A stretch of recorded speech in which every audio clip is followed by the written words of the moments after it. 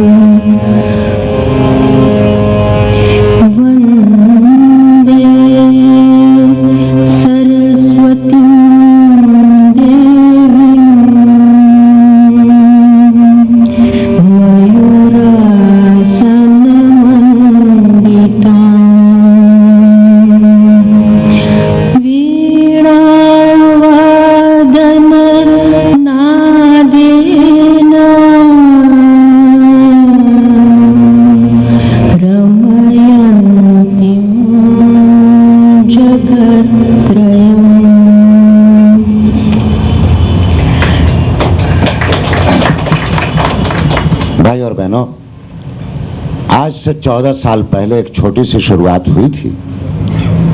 श्रीमती हीरादेवी मिश्रा के गुजरने के बाद थोड़ी सी बातें आपको बतानी जरूरी हैं उन लोगों के लिए कि जो आज हमारे कार्यक्रम में पहली बार आए हैं। कुछ ऐसे लोग मुझे नजर आ रहे हैं जिन्हें शायद इसकी शुरुआत का पता ना हो। नीलाबेन शाह इसकी आयोजिका हैं। पहले अंजलि नाम की संस्था नहीं थी। 2-3 वर्षों तक ऐसे ही हीरादेवी जी की याद में कार्यक्रम आयोजित होता रहा। इसके बाद कमल जी भी नहीं रहे और इस संस्था को एक नाम दिया गया अंजलि। अंजलि में कई अर्थ समाये हुए हैं। श्रद्धांजलि तो है ही। मेरा ख्याल है कि पहला प्रोग्राम हुआ था तो मुश्किल से 100 आदमी यहां थे इसी हाल में, और आज इस संस्था के लगभग 400 ऐसे मेंबर हैं जो पिछले 14 सालों से हमारे साथ जुड़े हुए हैं और इस कार्यक्रम में आते रहे हैं। इस महानगर के संगीत के गुणीजन, जानकार लोग, साहित्य के जानकार लोग, दूसरी कलाओं के जानकार लोग, और मेरा ख्याल है आज ही वो मौका है जब मैं अपने उन पत्रकार मित्रों को भी धन्यवाद दूं जिन्होंने इन 14 सालों में बहुत साथ दिया इस संस्था का।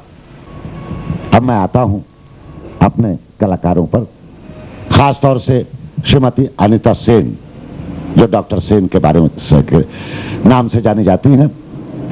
खैरागढ़ म्यूजिक यूनिवर्सिटी के आप हेड ऑफ डिपार्टमेंट रही हैं। मैं बहुत सारे कलाकारों से मिलता रहा हूं बंबई महानगर के पिछले 40 सालों से। आज से लगभग 20 साल पहले मैंने देखा भी नहीं था अनीता जी को, और रेडियो से बिंदादीन महाराज की एक ठुमरी बजी थी, तेरी माई निरखत अंग। आप सब लोग जानते हैं, संगीत जगत के लोग हैं और एक बड़े गुणी हमारे असिस्टेंट स्टेशन डायरेक्टर थे। मैंने कहा भाई क्या लड़की है? उन्होंने कहा लड़की नहीं है, प्रिंसिपल है और बहुत बड़ी हस्ती है, यहां बंबई की नहीं है, रायपुर की है, खैरागढ़ में रहती हैं। उस ठुमरी को कभी रेडियो से बजे, बहुत साल पुरानी रिकॉर्ड की है। आप लोग अगर सुनेंगे तो आपको अनुमान होगा कि आज से 20 साल 25 साल पहले भी अनीता सेन क्या गाती थी और क्या पकड़ थी। कई घरानों से इन्होंने तालीम पाई। मेरा ख्याल है कि अब अनीता जी उस जगह पर हैं जहां ये सारी बातें सूरज को दिया दिखाने जैसी बातें हैं। यहां बहुत सारे गुणीजन बैठे हैं, बहुत सारी बातें जानते हैं। एक और बड़ी बात रही है कि पूरा परिवार अनीता जी का, डॉक्टर अरुण सेन बैठे हुए हैं, इनके चिरंजीव शेखर सेन ये हमारे बीच बैठे हैं बगल में। लेकिन जब डॉक्टर अनीता सेन से मेरी 5 घंटे की मुलाकात हुई तब मैंने पाया, क्योंकि मैं भी एक खाका बना के बैठा था कि अष्टनायिका भेद क्या होता है। हमारे पुराने साहित्य में पहली बार चर्चा आती है अष्टनायिका भेद की, रस सिद्धांत में, भरत मुनि के नाट्य शास्त्र में कि अष्टनायिकाएं कौन कौन सी हैं। चूंकि मैं पढ़ के बैठा था और मैं बहस करने के लिए तैयार बैठा था कि डॉक्टर अनीता सेन आएंगी, तो मैं ये जानने को उत्सुक था कि उन्होंने भी पढ़ा है कि नहीं। लेकिन आप यकीन मानिए 5 घंटे में मुझे अनीता सेन ने पानी पानी कर दिया। मेरा सब लिखना पढ़ना भूल गया और मैं मंत्रमुग्ध इन्हें देखता रहा कि क्या पकड़ है अपने सब्जेक्ट पर। मैं अष्टनायिका भेद आपके सामने बिल्कुल नहीं बताऊंगा, वो पत्ते सारे डॉक्टर अनीता सेन ही आपके सामने खोलेंगी। लेकिन मैं ये जरूर आपसे निवेदन करूंगा कि आप वो खाका भूल जाइए कि 8 ठुमरियां आप सुन रहे हैं। आप ये सोच के बैठिए कि आप 8 रसों से साक्षात्कार करने जा रहे हैं।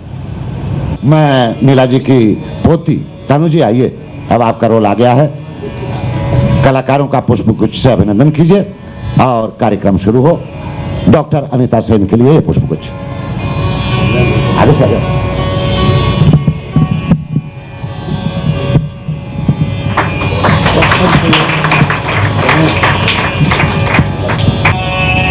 नमस्कार।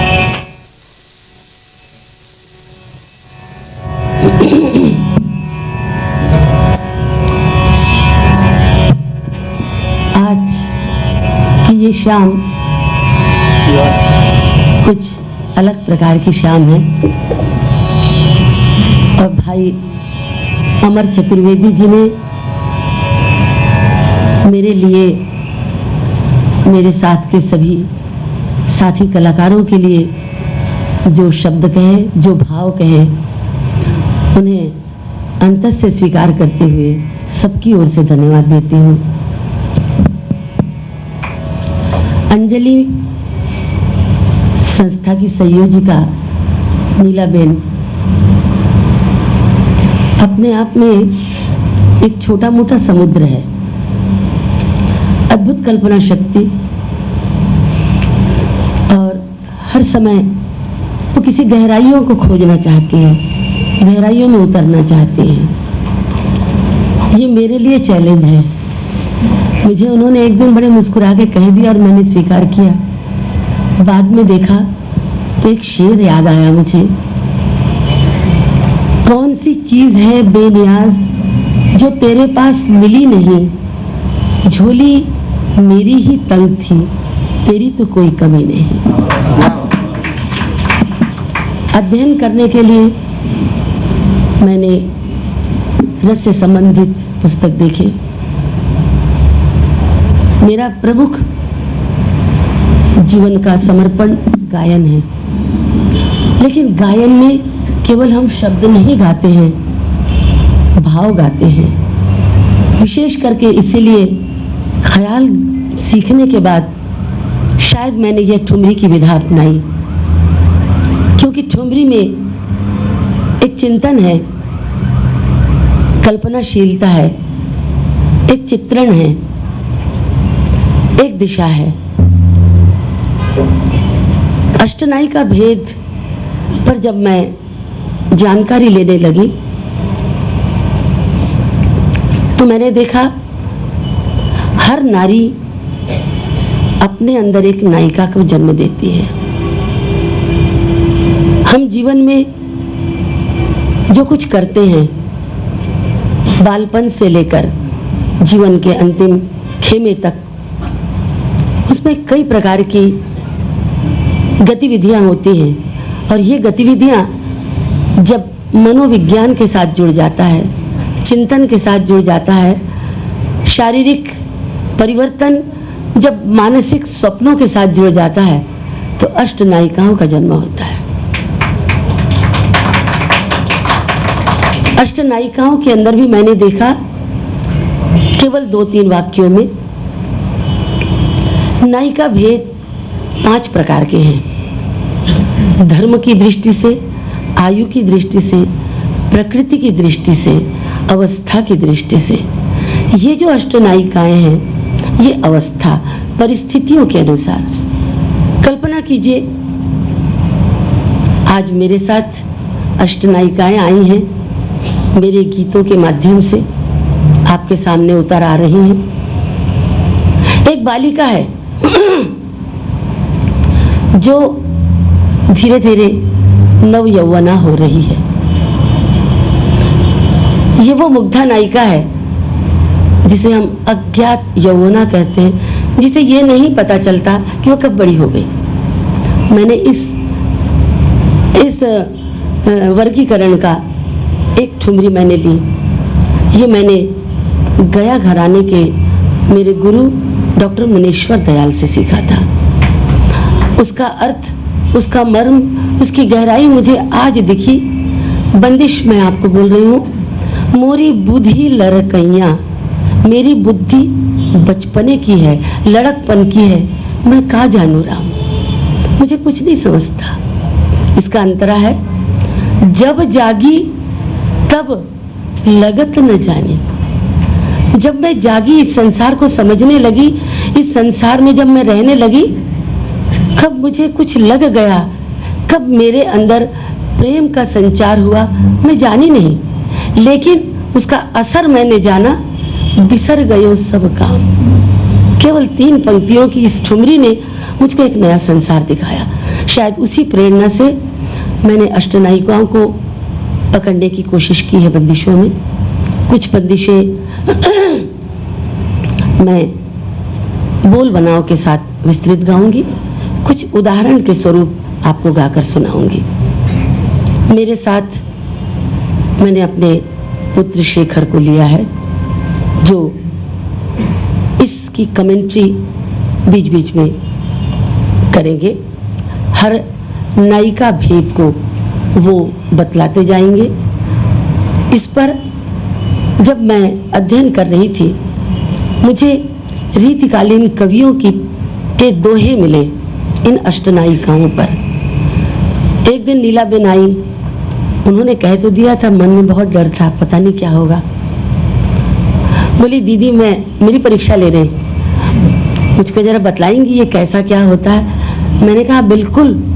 जब कोई दुकान खोलता है तो वो अलग अलग वैरायटी की चीज़ें दिखाता है, वो देखता है कि ग्राहक का मन कैसा होगा, उसकी आंखों में कौन सी बात है, उसकी मुस्कुराहट में क्या है। मैंने कहा देखिए, एक दोहा सुनकर उन्होंने पहले कहा ये दोहा आपको समझाना पड़ेगा, क्योंकि मुझे लगता है इसकी भाषा एकाएक समझ में नहीं आएगी। वो मुझे दूसरा चैलेंज हुआ। उसी दिन बैठी मैंने खड़ी बोली में उन दोहों को लिख लिया, और आप जब सुनेंगे आपको समझने में कोई कष्ट नहीं होगा। इन शब्दों के साथ और इन अष्टनायिकाओं का बिल्कुल संक्षिप्त में एक चित्र देते हुए मैं आज का कार्यक्रम आरंभ कर रही हूँ। एक बालिका जब थोड़ी बड़ी होने लगती है, उसको सजना संवरना बहुत अच्छा लगता है। ये हो गई वासक सच्चा नायिका, जो सजना चाहती है, संवरना चाहती है। अब सच तो गई, कोई उसको देखकर अच्छा कहे, कोई प्रशंसक मिले, ये एक ललक उसकी आंखों में आई। जब ये ललक आई तो वो खोजने लगी प्रशंसक। ये उत्कंठिता नायिका। नंबर 2, प्रियतम मिले। जब प्रशंसक मिला, उससे लुक छिपकर मिलने की इच्छा हुई। ये हुई तीसरी नायिका अभिसारिका। मिलन के पश्चात प्रणय के दिनों में प्रेमी प्रेमिका की हर चीज को बड़े आग्रह से पूरी करता है। वो कहती है मेरी चोटी बांध दो, चोटी बांध देगा। बोलती मेरे हाथ दुख रहे हैं, महावर लगा दो, महावर लगाता है। ये हो गई स्वाधीन पतिका या स्वाधीन भर्तृका नायिका। अब इसके पश्चात जैसा होता है, विवाह के पश्चात हर प्रेमी प्रेमिका अपने अपने काम में लग गए। जब वो मिलने आता है, उसे ये लगता है कि जो संकेत स्थल में मैंने उसे मिलने कहा था, वहां तो वो नहीं आए। उसका मन दुखी हो जाता है। ये विप्रलब्धा नायिका, पांचवी नायिका। इसके बाद अभिमान का हिस्सा शुरू होता है। उसे लगता है कि जरूर ये किसी सौतन के पास से आए, और जहां मैंने कहा था, जब मैंने कहा था, वो नहीं आए। ये मान भंग होता है, खंडिता नायिका। इसके बाद ये धीरे धीरे जो है कलह का रूप लेता है। एक वक्त आते हैं तो जो नारी का साधारण स्वभाव है, बरस पड़ती है बिना सोचे समझे, उल्टा सीधा कह तो दिया। जब झेल नहीं सका प्रियतम और चला गया, तब उसको पश्चाताप होता है। ये हो गई कलहांतरिता नायिका। जब परदेश चला जाता है, उस समय वो समझती है कि बिना उसके जीवन में कोई सार नहीं। ये प्रोषित पतिका। तब वो केवल पिछले बीते हुए सपने, बीती हुई बातों को याद करती है। उसे श्रृंगार करने का होश नहीं, उसे तैयार होने का कोई ख्याल नहीं। ये हमारी मुख्य 8 नायिकाएं हैं। इनके साथ 2 सप्लीमेंट्री छोटी नायिकाएं हैं, जो कुछ विद्वानों ने इन अष्ट नायिका भेद में जोड़ा। मैं उसका भी उल्लेख करूंगी, क्योंकि मुझे खुशी है कई साहित्यकार, कई विषय के जानकार आए हैं और मैं अपनी बात उन तक कह सकूं, ये मुझे खुशी होगी। 2 और नायिकाएं मुझे मिली, आगत पतिका और प्रवत्स्यत पतिका। एक नायिका वो जिसे ये मालूम होता है कि प्रियतम आ रहे हैं, कौवा कागा बोल रहा है, थाली गिर रही है, या कुछ ऐसे संकेत हैं, उसे मालूम है। ये हुई आगत पतिका। और प्रवत्स्यत पतिका वो नायिका है जब प्रियतम आकर कहता है मुझे परदेश जाना है। बोलती जाने न दूंगी सैया, देखो देखो बदरा छाए,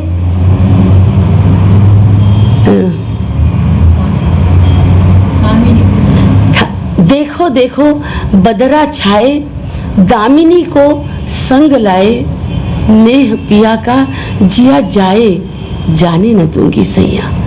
इस प्रकार की ये 8 नायिकाओं के साथ ये 2 सप्लीमेंट्री नायिकाएं, इनका उल्लेख करने का भार अब मैं शेखर को देती हूँ। वो आज की इन नायिकाओं के बारे में संक्षिप्त परिचय देंगे। मैं ठुमरी गाऊंगी। धन्यवाद।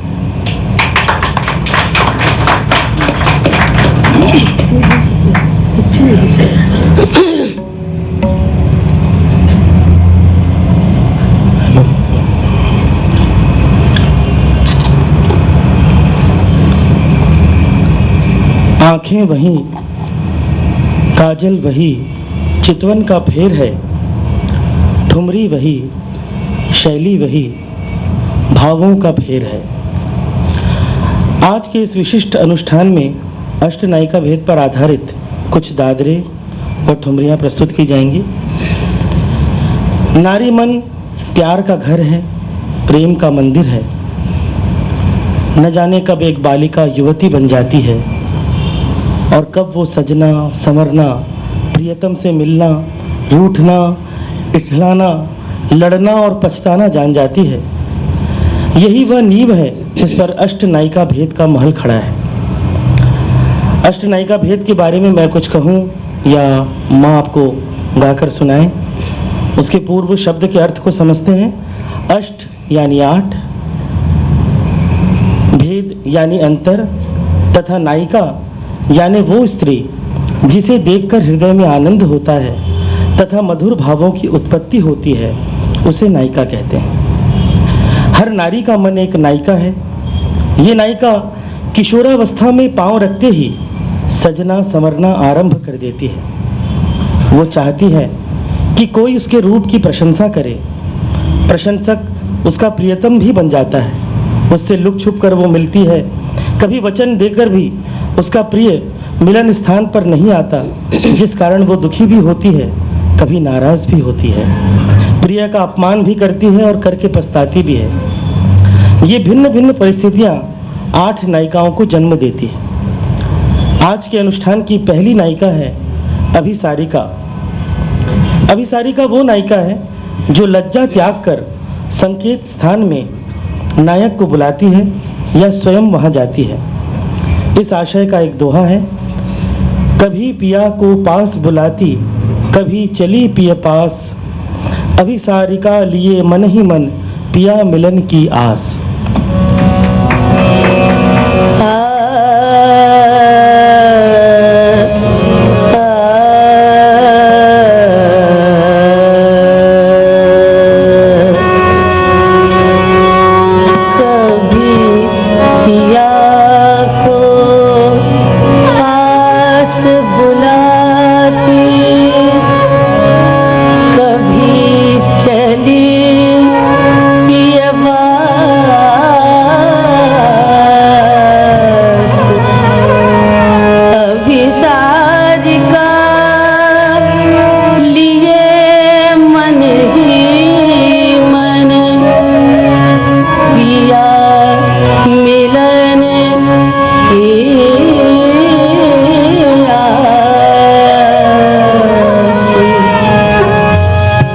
अभिसारिका नायिका की भावना प्रस्तुत है इस ठुमरी में, जो राग मिश्र देश पर आधारित है। सैया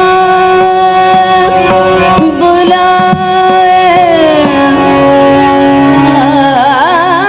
आधी रात,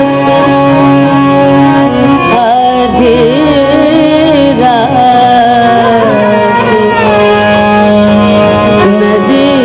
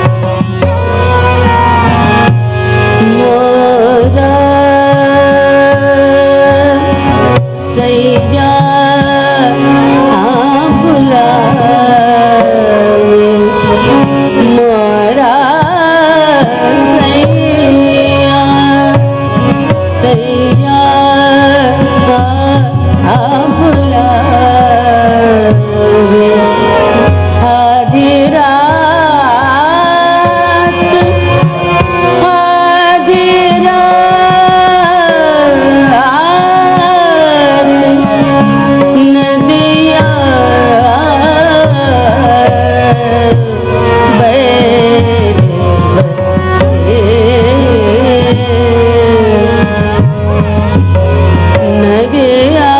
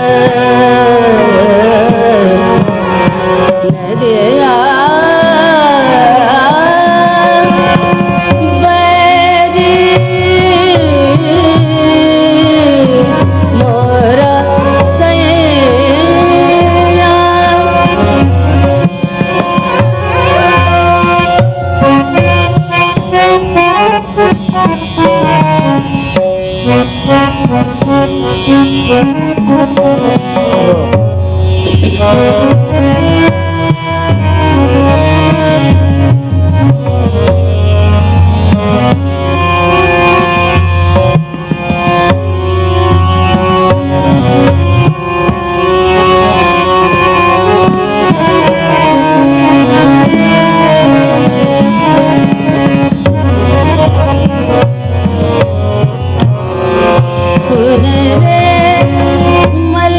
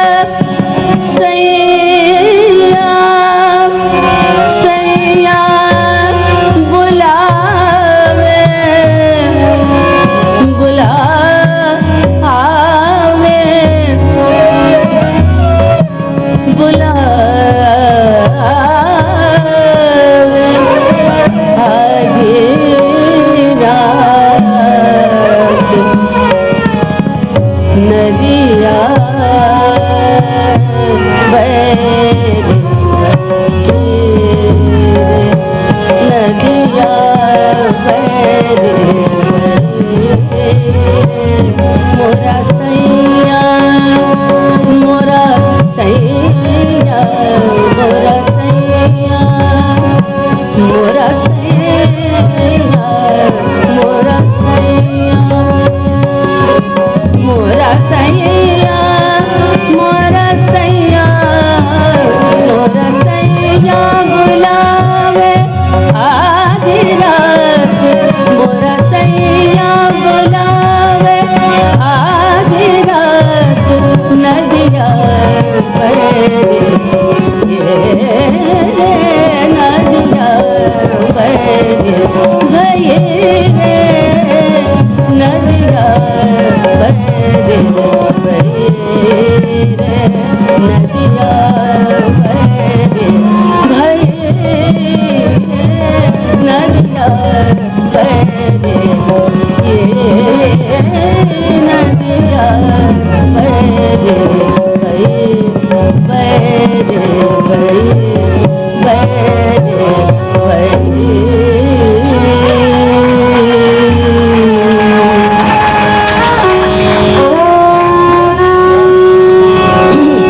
आज के अनुष्ठान की दूसरी नायिका हैं वासक सज्जा नायिका।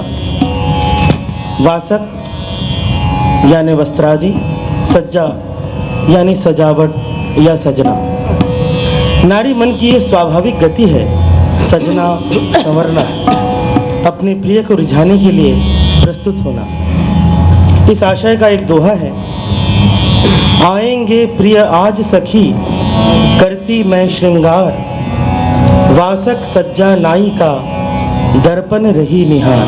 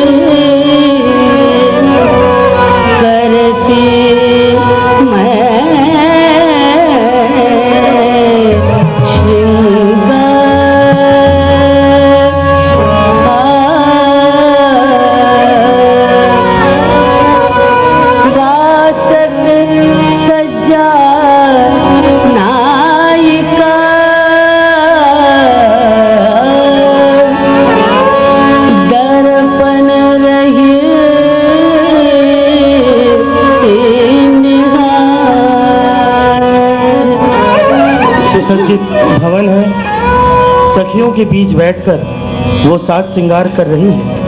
वो जानती है उसके प्रीतम आने वाले हैं। प्रस्तुत है राग मिश्र जंगला में ये ठुमरी। आज मैं सजूंगी गया बहुत जतन से, आज मैं सजूंगी गया, आज मैं सजूंगी गया बहुत जतन से, बहुत जतन से, आज मैं सजूंगी गुइया, सजूंगी गुइया, सजूंगी गुइया, सजूंगी गुइया, सजूंगी गुइया, आज मैं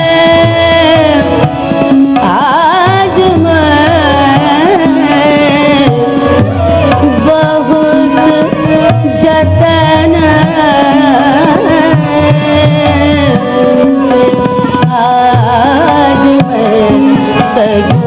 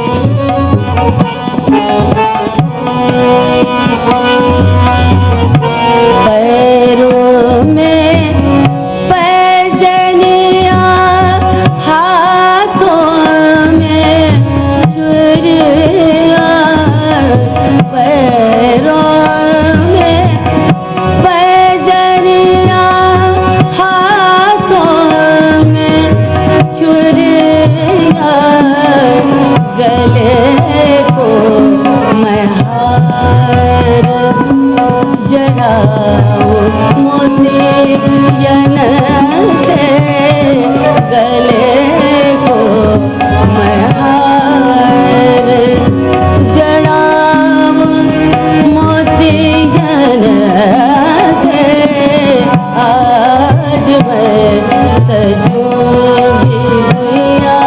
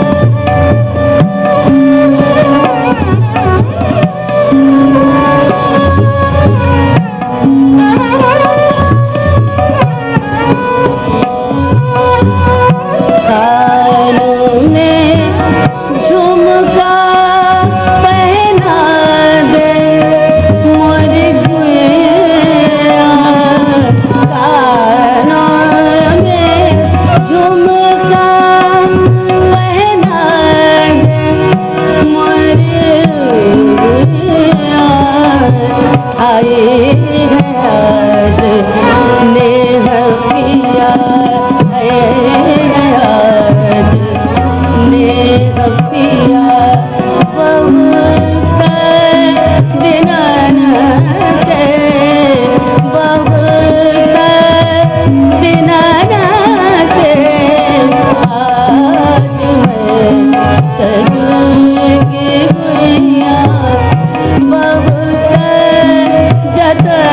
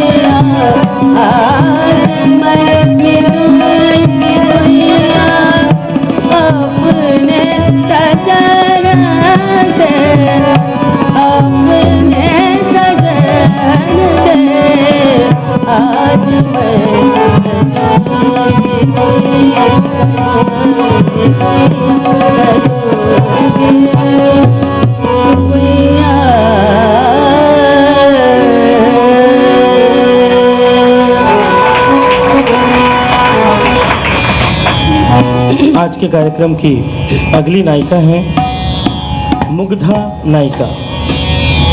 धर्म, जाति, आयु, प्रकृति और परिस्थिति, इन 5 कारणों से नायिकाओं के अनेक भेद होते हैं। मुग्धा नायिका आयु की दृष्टि से वो नायिका है जो किशोरावस्था पार कर यौवन में प्रवेश करती है, जिसमें नव यौवन का विकास पहल हुआ है और जिसके हृदय में लज्जा व झिझक की मात्रा अधिक होती है।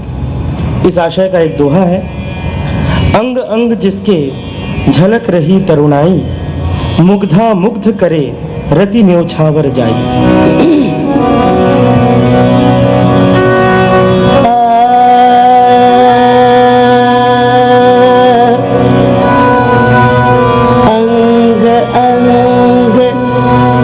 जिसके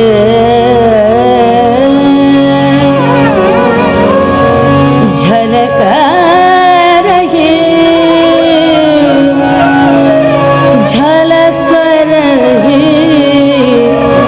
तरुणाई, मुग्धा मुग्ध करे रति न्योछावर जाए।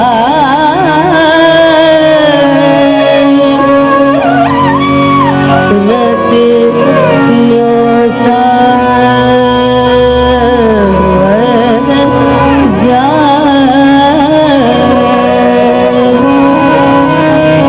मुग्धा नायिका की ये ठुमरी प्रस्तुत है, गया घराने की ठुमरी है, राग मांझ खमाज। बुझे लड़कया हो रहा, इसका उदाहरण दिया था मैंने। मैं का जानो मोरी बुद्धि लड़कया, मोरी बुद्धि लड़कया मैं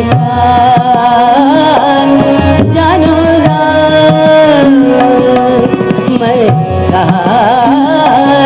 जानो मोरी बुद्धि लड़कया बुद्धि लड़कया मैं जानो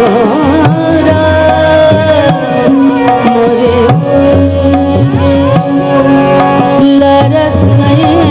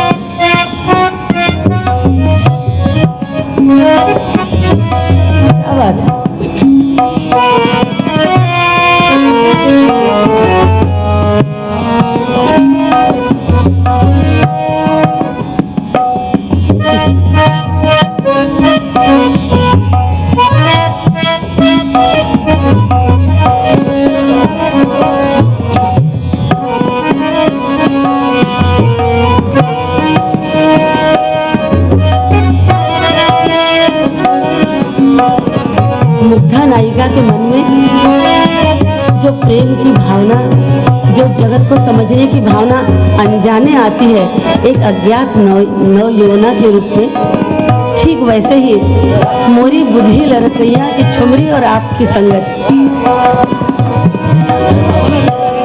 मोरी बुद्धि लड़कैया मैं का जानू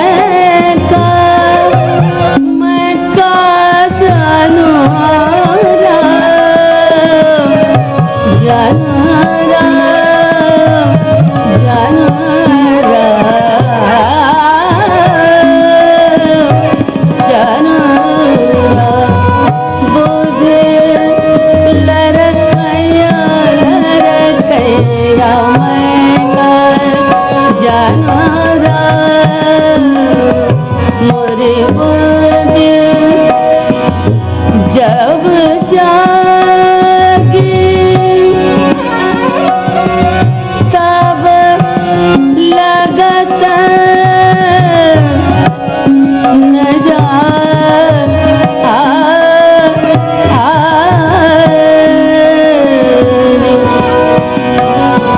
जब जागी तब लगत ना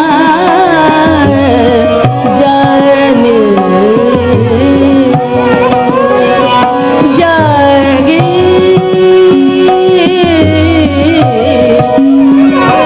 जब जागी तब लगत न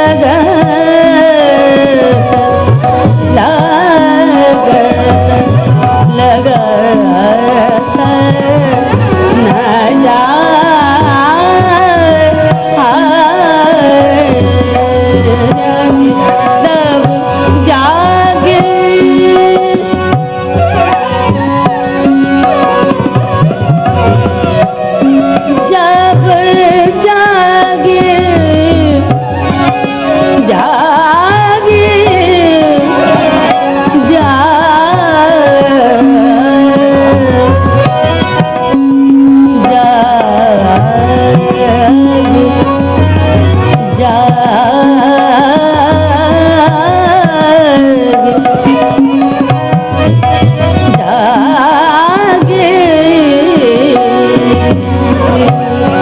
जब जागी तब लगत न जानी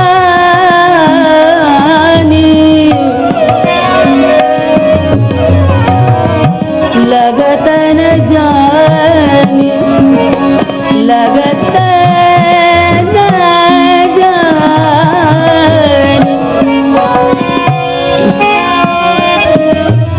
लगत न जागी जब जागी तब लगत न जानी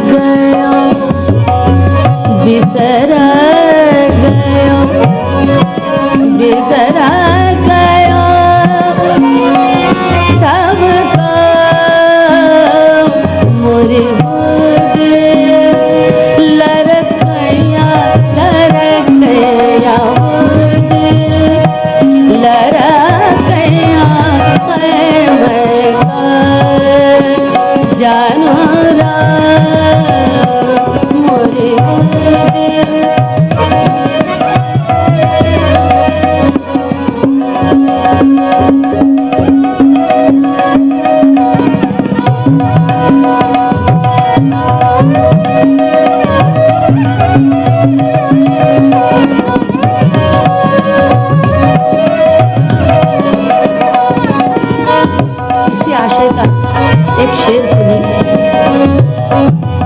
न सीखा न समझा, न सीखा न समझा, न बूझा न जाना, मुझे खुद ब खुद आ गया दिल लगा।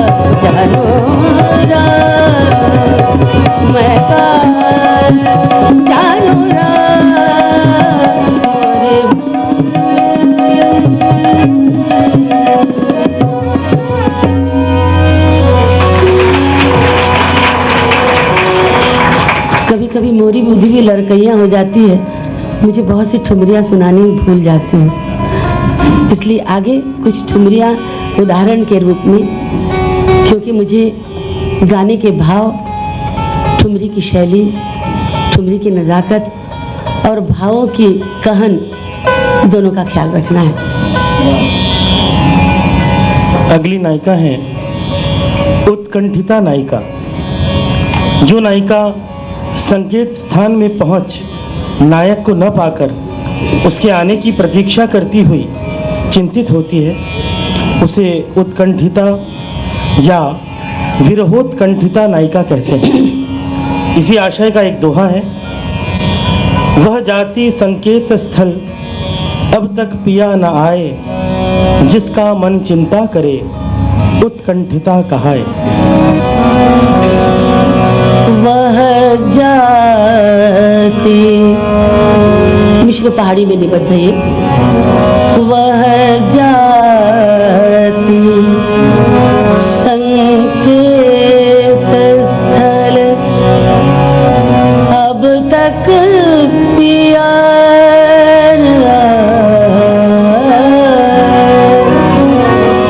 जिसका मन चिंता करे उत्कंठिता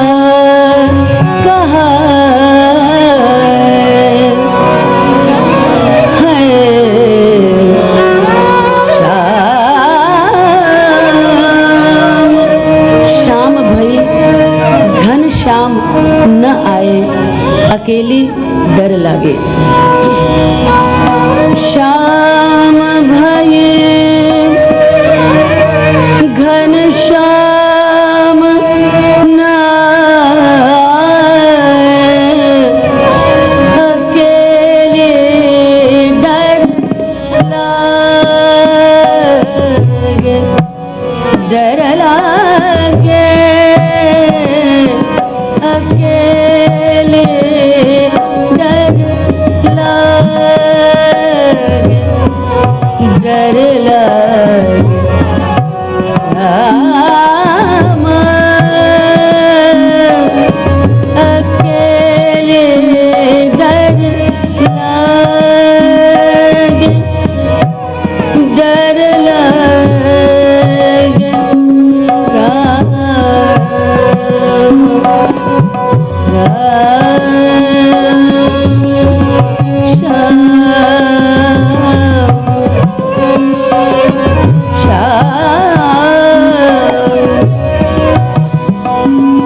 एक कविता है छोटा सा। ऋतु भीगी आकाश गुलाबी,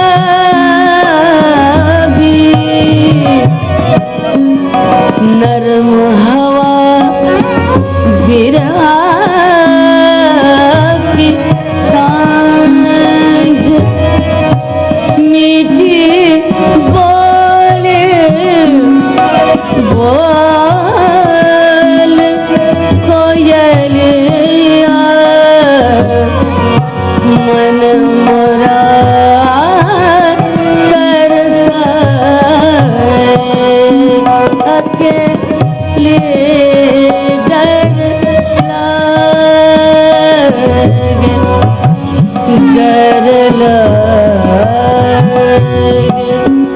डर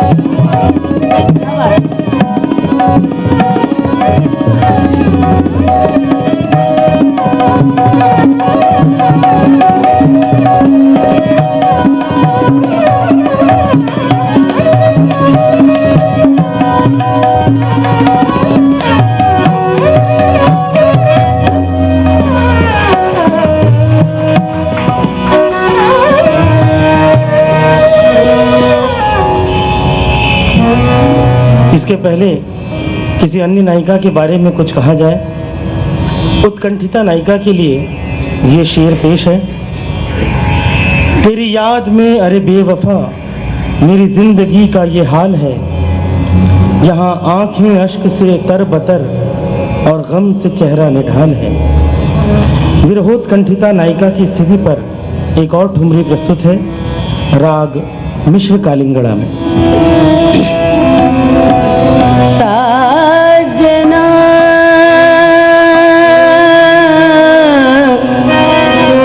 साजना साजना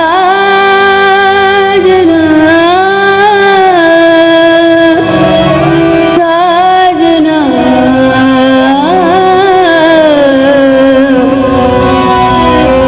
तेरे बिना